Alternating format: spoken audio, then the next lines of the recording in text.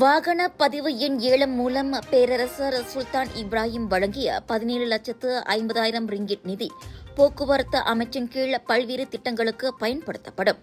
குறிப்பாக fly Siswa எனப்படும் தீபகற்ப மலேசியாவுக்கும் சபா சரவாக் மாநிலங்களுக்கும் இடையில் பயணிக்கும் மாணவர்களுக்கு விமான டிக்கெட் உதவித்தொகை வழங்குவது, B40 பிரிவினருக்கான மை லேசன் வாகனம் ஓட்டும் அனுமதி மற்றும் ஹெல்மெட்டுகளை மாற்றித் தருவது ஆகிய திட்டங்களுக்கு அந்நிதி பயன்படுத்தப்படும் என போக்குவரத்து அமைச்சர் ஆந்தனி லாக் தெரிவித்திருக்கிறார். அதனால் மக்களின் நலனை கருத்தில் கொண்டு அந்த தொகையை வழங்கியுள்ள பேரரசருக்கு ஆந்தனி லாக் நன்றியை தெரிவித்துக் கொண்டார். முன்னதாக FFF1 வாகன பதிவு எண்ணை வாங்கியதன் மூலம் தாம் கொடுத்த 17,50,000 ரிங்கிட் பணம் மக்கள் நலன் பேணும் திட்டங்களுக்கு பயன்படுத்தப்பட வேண்டும் என பேரரசர் தமது முகநூல் பதிவு வாயிலாக கேட்டுக் கொண்டிருந்தார் என்பது குறிப்பிடத்தக்கது.